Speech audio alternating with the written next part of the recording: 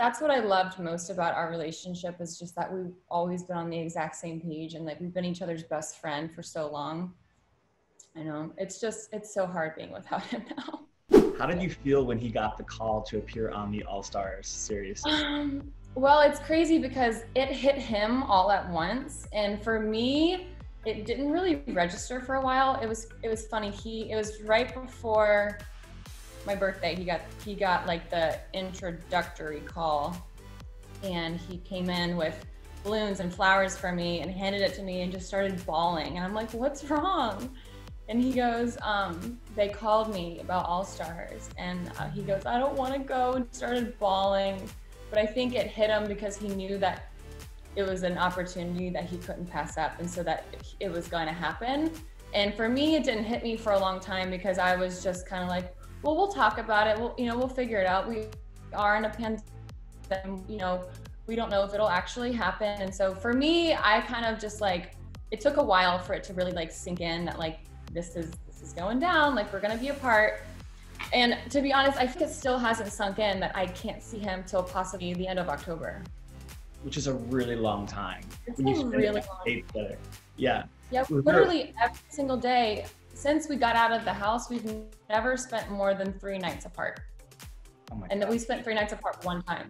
Like literally our lives are just so interconnected. We're one person. So this is what I tell people, it feels like someone ripped my arm off and my leg off, and then they strapped like a 20-pound backpack on my back and said, go run a marathon now. And I'm like, this is impossible. It's impossible.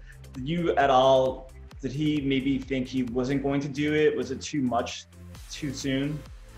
Yeah, I think we went back and forth about, taking on this experience, this opportunity so many times. It was almost weekly. We would flip-flop just back and forth.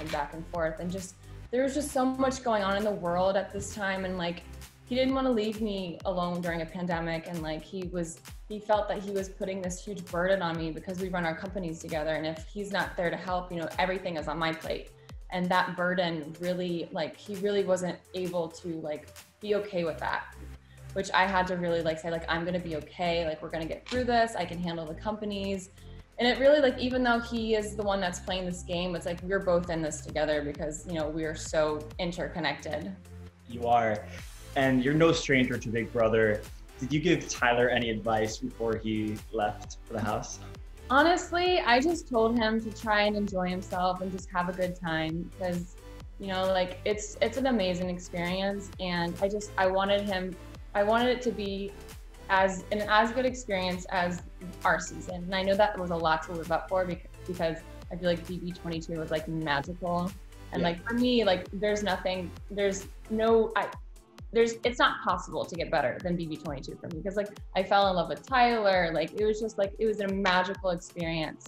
And so I just really wanted him to go into it with like a really good mindset and just have his head on straight and just have fun.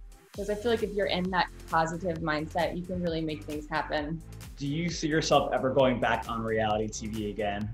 Right now I'm so focused on like my cookbook and all that kind of stuff. I would love to do something on TV with cooking because I'm so passionate about it, and it's just like easy for me to talk about and to do it. And I love food. I'm such a foodie.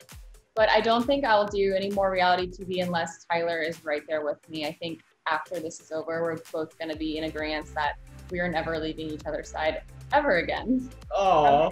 Our last FaceTime together, we were both just bawling our eyes out, and he was just like, we're never doing this again. And I was like, no, never again.